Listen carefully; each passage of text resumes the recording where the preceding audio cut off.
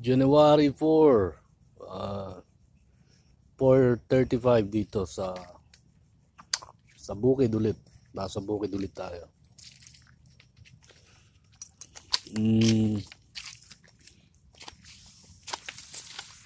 Bali-balita ulit lang din tayo ng mga nangyayari dito sa Cavite.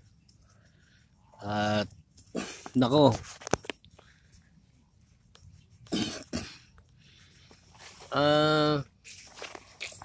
sino bang naandyan sa inyo sa labas?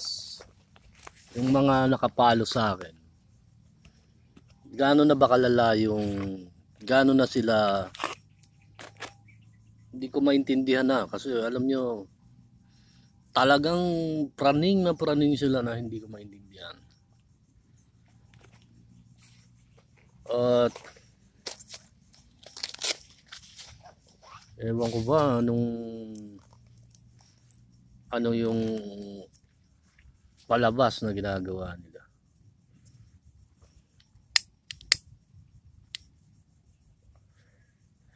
Alam nyo dito sa Cavite, sila pwede naman na silang tumira dyan. Tangina. Ang mabigat nito, babalik ta rin pa tayo. Papatay na tayo, babalik ta rin pa tayo ng mga kriminal na to. Yun ang mabigat yun.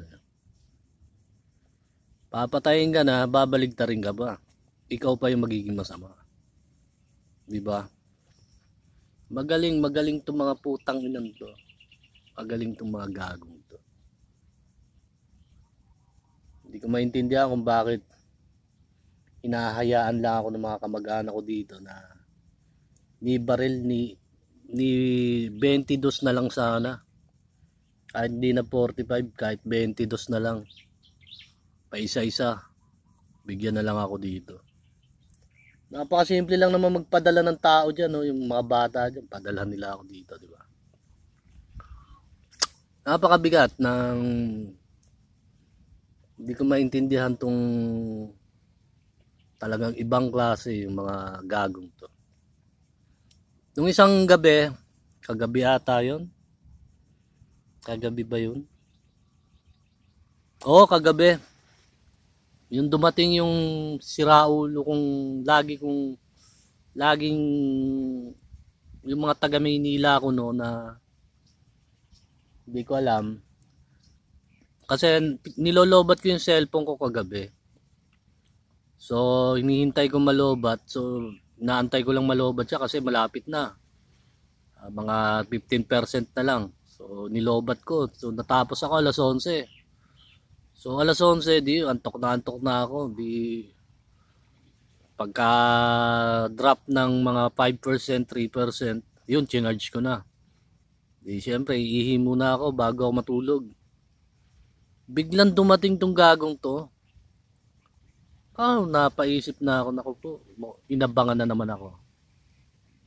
Yan yung putang inang yan, yung may pregyo ba yun? Yun naman piregyo yun. Yung may sasakyan doon, yung nagpabarangay sa akin, yung katabing bahay namin doon. Hindi ko kasi kilala yung pangalan. Pag nakuha ko pangalan ng putang inang yan. Talagang saktong-sakto na matutulog na ako. Ginagawa nila yon para masira yung antok mo. Masira yung tulog mo. Ilang beses na yan, ilang beses nila akong inaabangan na ganyan. At hindi lang sa 5 daliri sa kamay. Ilang beses na nilang ginagawa sa akin. Tinetsyempohan ako. Hindi ko alam kung sinong nakakakita dyan sa labas. Siguro naman may nakakakita dyan sa labas na pwedeng nakikita nila kung saan nakatambay ang putang inang yan. Kung saan ako binabantayan ng mga gagong yan. Kasi nga nakikita nga nila ako sa cellphone nila. Na nalalaman nila kung ano yung sitwasyon ko dito. Dito sa bukid, madami sila. Kaya nga kung dito, kung mga dating daan niya, mga iglesia man yan, naku po, kung talagang Saglit ah.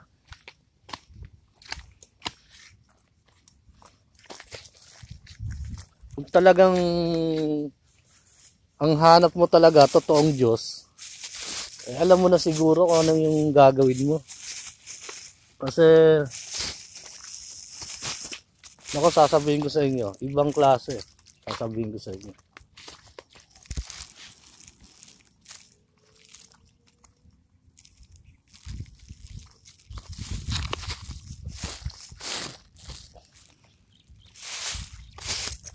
Mga taga yun sa DCWB, yun yata yung ewan ko ba na DCWB ba yun?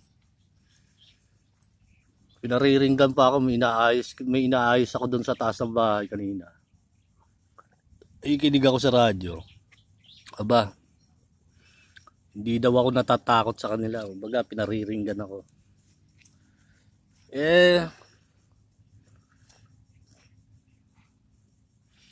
Putang ina, ilang taon na ako dito. Lagpas ng centennial lang labang ko rito. Kaya nga, napakabigat nito na kahit isang baril wala tayo. At ang balak ng mga gagong to, itong mga putang inang dating daan na to, itong mga iglesyang to, pagtulong-tulungan ako hanggang sa mapatay nila ako dito. Hindi ko alam kung gaano kalaking pera ang binibigay dito sa Cavite para lang sa akin. Hindi ko alam kung magkano pera ang binibigay sa bawat kapitan dito. Hindi ko alam kung magkano pera ang binibigay sa bawat mayor dito, bawat congressman dito. Ang takin yung putang ina sa dami kong kakilala dyan. Pinsan ko dyan. Kahit isang baril wala ang nagbigay sa akin. Kahit isang putang ina talaga. Napakabigat. Napakabigat ang sitwasyon ko dito. Pinaglalaroon ako mabuti ng mga taga GMA na to. Itong mga ABS na to. Alam nyo, sa totoo lang kung pwede na sana kahit isahan lang o dalawahan, tatluhan. Ang problema nito, pag nakipag-away ako dyan, baligtad ako. Kasi mismong kapitan doon, yun ang kasama nila. Putang ina. Diyan sa Bagtas.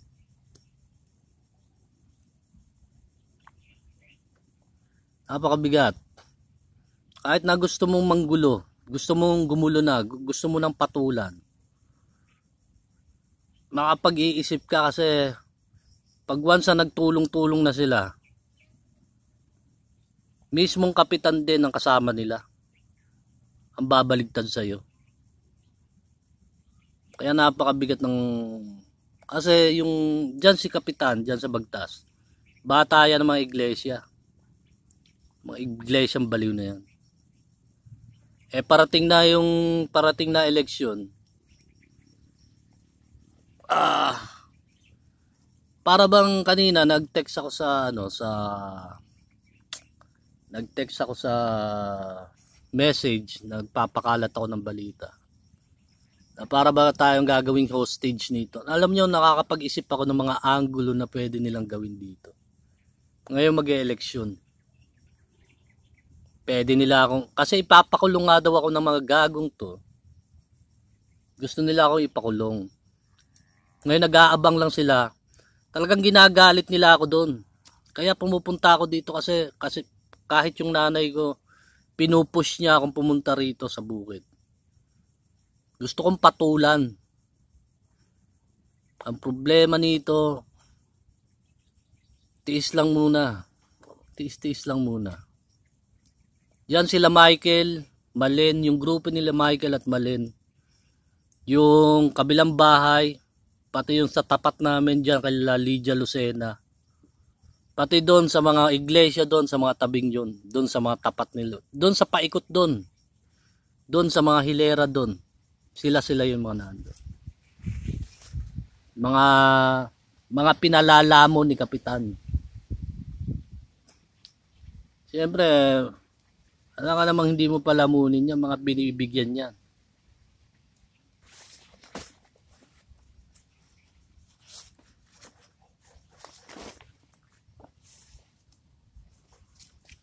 Kasi nga, magiging tagilid ang mga demokratiko dito, hindi ko lang alam. Hindi ko masabi ha. Sa tansya ko lang sa eleksyon, hindi ko masasabi. Magiging tagilid ang mga demokratiko rito. Dahil pag upo ni Trump, hindi ko alam anong mangyayari doon. Republican si Trump. At itong demokratiko, it's part of sa mga sila yung mga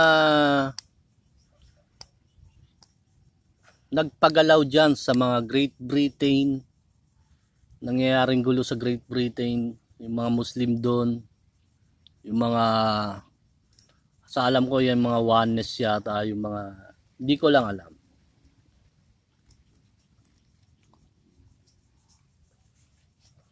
So marami. Ang alam ko, ang Illuminati and Mason ay isang buo na sa Amerika. Hindi ko masabi ha. Tansya lang na magiging magkakasama na to. Hindi ko lang alam kung ano yung ginagawa ng demokratiko ngayon.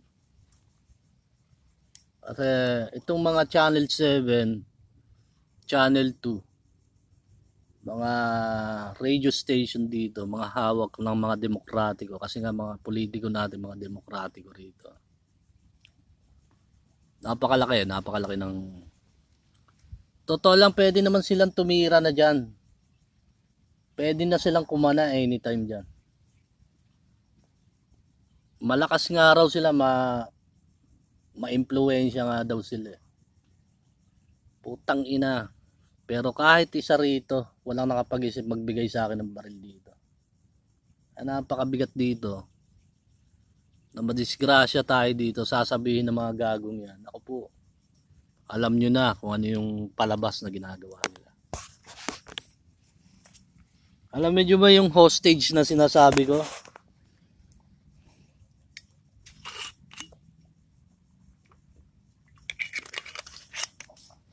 Siyempre, gagawan ka ng kaso ng mga gagong to. Pag nag-umpisa ka ng gulo, papakulong ka. Pagkatapos ipakulong ka, nandun ka, di ba? O darating ang eleksyon. Eh, siyempre, malakas tayo sa ano. Meron tayong sinasabi. Baka kung ano-ano yung gawin nilang mga kasunduan sa publiko. Siyempre, marami rin tayong followers na naniniwala sa atin. Kasi hindi naman tayo basta-bastang ganun lang na tawag nito na ganun-ganun na lang, kumbaga. Kasi napakarami niya, no? Takin mo, nag-aabang lang ako ng isa. Meron dito, napakarami dito. Meron silang mga tao rito, mga channel. Hindi ko alam kung anong mga taga Channel 7 ba yung mga dating daan yan ko. Hindi ko alam kung anong grupo yung mga yan. Wala akong alam kung anong grupo yung mga gagong yan. Sa pagkakaalam ko lang, naririnig ko sa mga radyo, yung mga taga Channel 7, Double B, DC Double B na yan. Nakakatakot daw sila. Kasi nga, wala nga daw akong takot sa kanila eh. Hindi yan natatakot sa amin. Eh di yabang, di ba? Talagang mayayabang eh. Maimpluwensya nga daw sila. Mga demokratiko kasi mga hawak ng mga China. At dito sa atin sa Pilipinas, maraming incheck dito sa Pilipinas. Magagalit siguro yung incheck sa akin. Malamang. Wala naman akong pakialam doon. May pinatutupad tayong batas dito. May pinatutupad tayong pinaglalaban lang natin. Pagka nangyari yon, siguro kung sino yung mga nandito, mga putang inang yan, tago-tago na sila. Pinapapatay tayo dito sa mga civilian dito. So naghihintay lang yung mga yan kung kailan ako susugod, kailan ako mag-uumpisa ng gulo. Para bali-baligtarin nila ako. Papayag ba yung mga yan? Susugurin ko, papatayin ko na hindi gaganti sa akin yung mga yan. Diba? Hindi yan papayag. Ano yan, papakamatay ka dyan? Kaya itong mga putang inan to, pakitandaan nyo lang sana. Kasi napakabigat na awit. Simpleng tao tayo dito, ordinaryong tao tayo dito. Pagkakaguluhan nyo ako dyan. Diba? Sino ba tayo? Ordinaryong tao tayo dito, napakasimple natin tao dito. Pagkakaguluhan nyo ako dyan sa labas. Sa mga radyo, sa TV. Teka, wala akong maintindihan eh. Simpleng tao, ordinaryong tao, pagkakaguluhan nyo ako. Tapos, ang balita ako pa, baliw pa. Simpleng tao, baliw na tao, may sayad na tao, ordinaryong tao. Tapos pagkakaguluhan nyo ako sa radyo, sa TV, o dito sa lugar na to. Hindi ko alam kung anong balita sa Maynila. Pati baliw ba naman pagkakaguluhan nyo pa? Diba? Meron bang baliw na pinagkakaguluhan pa?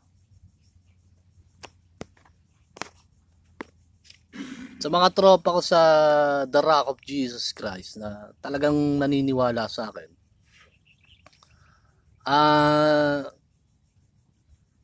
Maghintay kayo this January. Bibigyan ko kayo ng mga signal kung ano yung mga gagawin nyo. This January, wag lang may papalpak sa US. This January, aagahan natin bago pa lang na makaupo yung tropa doon. Maghanda kayo. Alam ko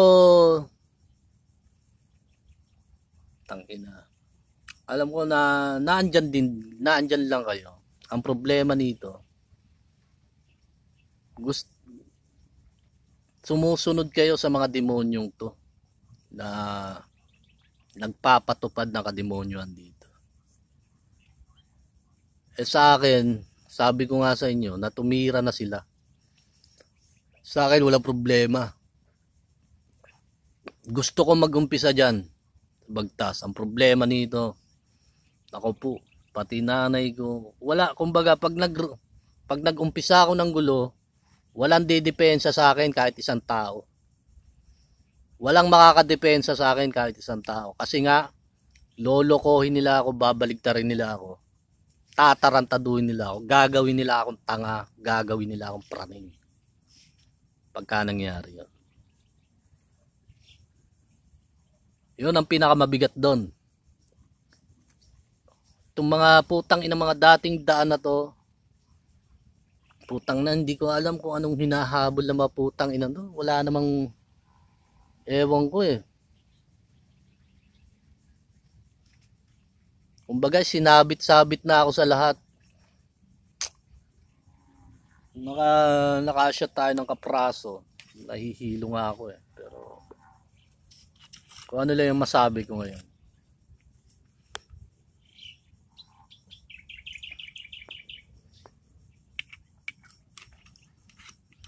Sa akin basta tirahin nyo na lang. Talagang sumusunod ka. Sabi ko nga yan. Talagang kasi alam niyo ba yung panghampas na bakal sa Revelation?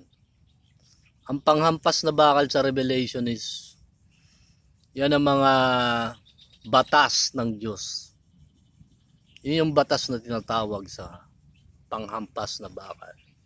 Yun yung tungkod ni Moises na sinasabi. Kaya nga sabi ko sa inyo, patayin nyo kung patayin nyo.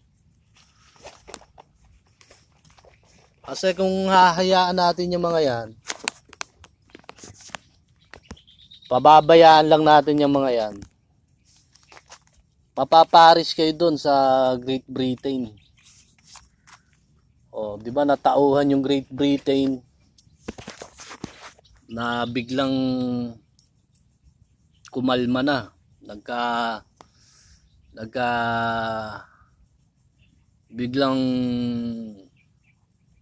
Biglang hindi natin alam kung anong biglang nangyari doon.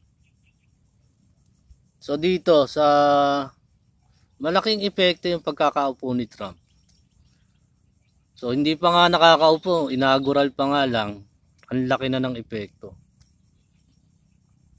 So mangyayari yun dito sa Pilipinas. Kasi hindi naman sila papayag na ganun-ganun na lang. Okay sana kung wala na ako dito, bahala kayo sa buhay niyo. Ako na lang yung nando. Wala naman akong pakialam sa inyo. Sa mga tropa lang na sumusunod sa akin, asahan nyo na lang. Pagka hindi natin masasabi kung ano yung mangyayari. Kasi itong mga putang inan to. Alam nyo ba yung hostage na sinasabi ko doon? Na sinasabi ko na pwede nila akong, kunyari gumawa ako ng gulo dyan, pakulong nila ako. Pwede nila akong gawa ng kasunduan. Na kunyari sa mga demokratiko. O ipanalo nyo tong mga gantong party. Or titirahin namin si Jan doon. Diba? Yan yung mga hostages na sinasabi. May mga kasunduan na. Kaya nga gusto ko siyang, alam nyo, bakit ko gustong ipapatayan sa inyo? Kasi kung ako ang gagawa, napakalaki pa man ng magagawa ko. Tsaka bantay sarado ako rito. Kaya ko naman patayin yung mga yan. Wala lang akong gamit dito. Pero kung kayo ang gagawa, maluwag-luwag kayo dyan sa labas. Walang magbabantay sa inyo. Tumira kayo kung titira kayo.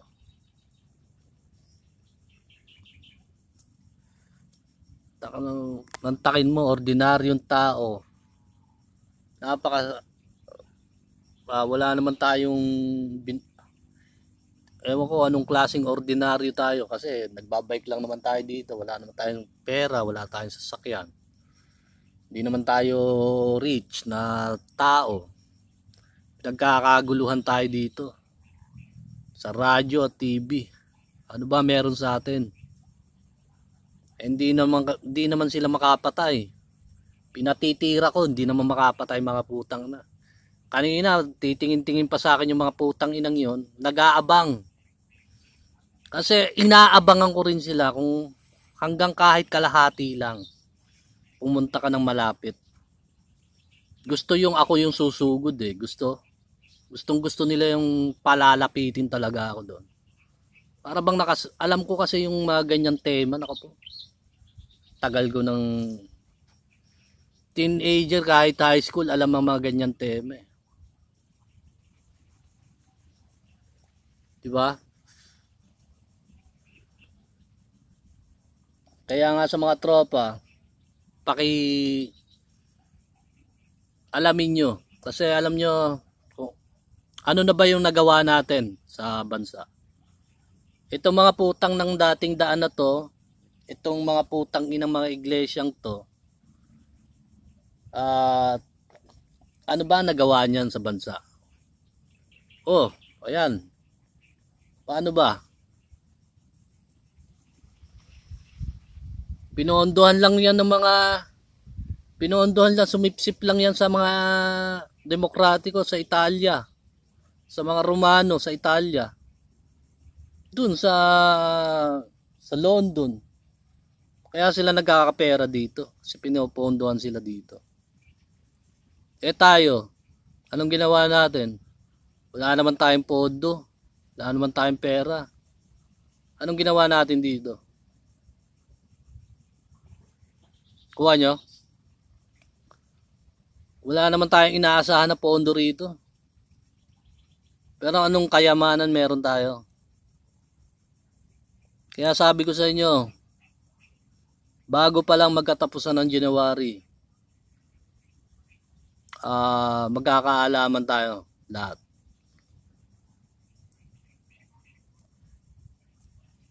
At yung sinasabi ko sa inyo, basta barilin nyo. Kasi dito, pwede naman silang tumira dyan kahit anytime, di ba? Basta alam nyo nang gagawin nyo. Kung ano yung mangyayari. Kung ano man ang mangyayari. Okay, susunod na ulit.